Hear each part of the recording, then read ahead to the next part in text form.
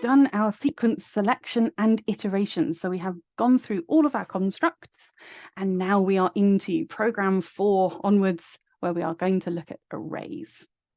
So slightly different, we're still using our if statement here, but we're going to use two types of loop. We have a while loop and a for loop for this one, but we also have a one-dimensional array of users at the top. Now, this array of users is an array of strings, and we also have a special type of variable at the top here called a flag. Now, which variable is it? See if you can work out which variable is our flag. And this is going back to our idea of iteration, because a flag tells us when we should stop an algorithm. It uses a particular type of data type. Absolutely, it is more. More up here is set to true. So all the time that more is true, we're going to keep repeating that while loop. And once more becomes false, that is going to stop our iteration. So when we are programming with any language, so in general programming theory, we talk about two types of array, not just one and two dimensional, but static and dynamic. And Python does some very strange things with arrays and will always use a dynamic array. So sometimes when we are asked to create a static array, we have to do a little bit of fiddling. So with this one, if we have the definition first, a dynamic array can change size. So users in this case automatically has, at this point, 4 items. But we do have the ability to just add more things onto the end because it's in Python. However, if we were to declare this in pseudocode or in another programming language, we may have to have actually set the size of the array, and that would have made it static. So if in our exam we are asked to create an array of a particular number of items, one of the best ways to do this is to put placeholders. So if we had to create an array of users, but they didn't give us any data, and we knew it was 4 items long, what we could do is we could create users with just an open and a close double quotes, comma, open, close, double quotes, and then you can create 4 items of blank string inside the array, and then you would add a comment to say array of strings, 4 items. When you are using Python to answer any of the questions in paper 2, please do use comments. So if you are using Python in your programming papers, comments are really, really important because Python doesn't identify the data type. So when you create a variable, pop a comment in there with its data type. If you create an array, pop a comment next to it with its length and its data type, because there will be an assumption that we have created a static array. Usually they'll tell you how many items as well. So for things like more, what I would then do is to add a comment in there, which would have a little hash next to it, and then Boolean flag. So data type, and occasionally what it does as well.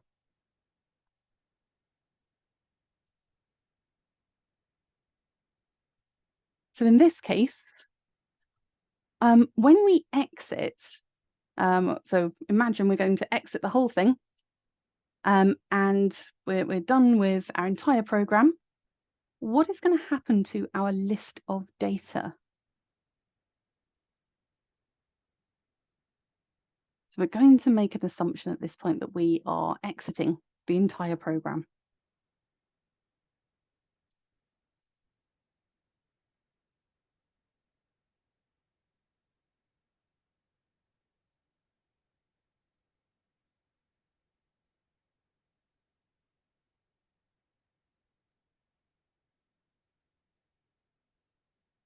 It can be quite tricky, this one. if you have any kind of even variables, so variables and data structures, if they use the word data structure, they mean array. It's all part of the actual program, but we're not storing anything permanently. So yes, absolutely, it's stored in the RAM because the RAM is holding anything which is currently running. Your program is currently running, but then when the program closes, everything's lost. So nothing is going to be saved in here. So if we have a look at the program, the while loop allows you to add more names to the list. And what would happen is the next time you run that program, rather than seeing all of the names, they would be lost because they're not being permanently stored. Now that comes later when we then start talking about files. So you could then potentially take that array and then write it to a file, which then creates a permanent store of data.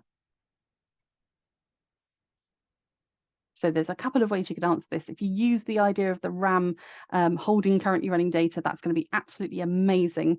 So yeah, the loop. So the next time the while condition is checked, loop's going to end and we lose all of our data, which is not great.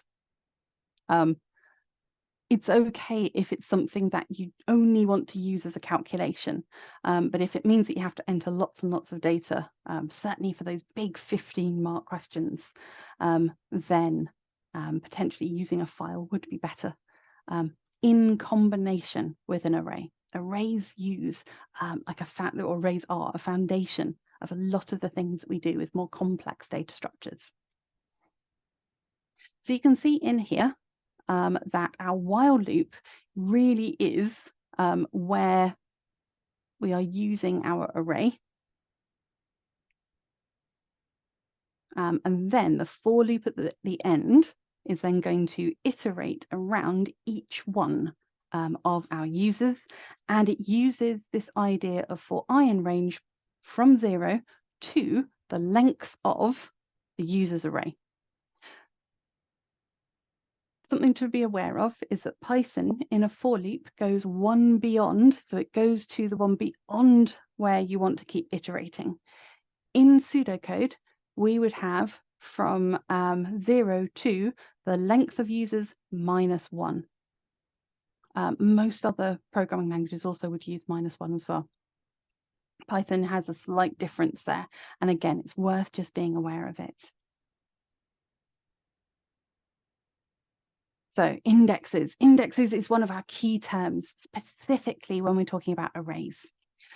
If you can talk about an index, and we are talking specifically here about using the index variable to access an item, we've used the index here down on the very last line where we print our greeting.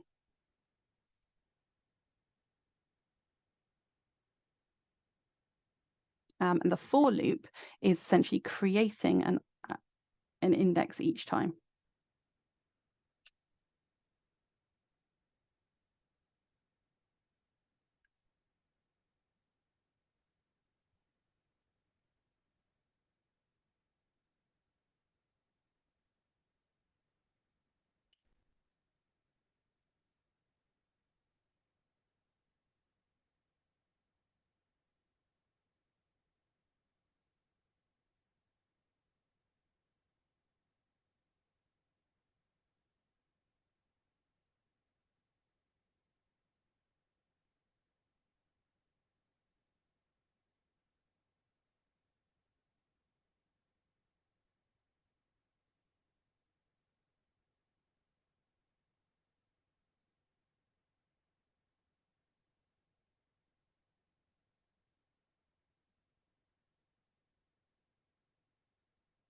Fantastic.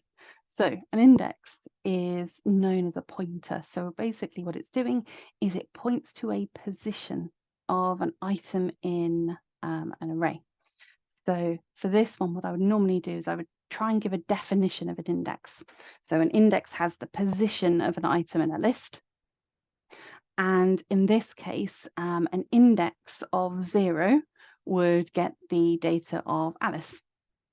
You can also say that it's used in the for loop to greet specific users by accessing their name using the square brackets. So if you have the name of an array and then you place an index inside the square brackets, it will access the data from that one-dimensional array. It is worth mentioning that arrays will start at 0 in an exam unless you are told otherwise. If you are shown an array and it says to you the first item will be 1, then you can make the assumption that it will start at 1. If they don't say anything, we would make the assumption that all arrays start counting from 0.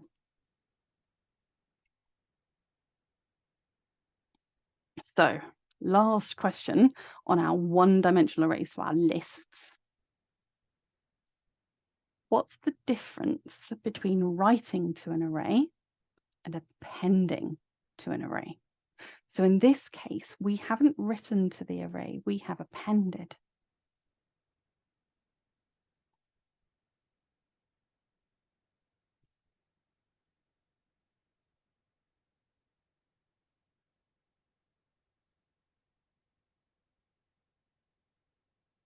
Brilliant. Now, if we have a static array, we can't append. It's worth just being aware of that. If they have told us that we have a list of users that is 4 items long, you would not be able to use the dot append. Instead, we would have to write to the array.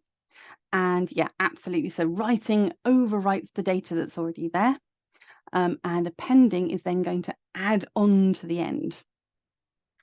So an appendix to a book would be extra things at the end.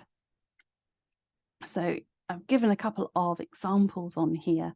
Writing would use something like users2 equals Steve. That means that Bob is taken out of the array and replaced with Steve. If we used appending and did users.append, we would then have 5 items in our array. Bob would not be replaced. Steve would just appear at the end.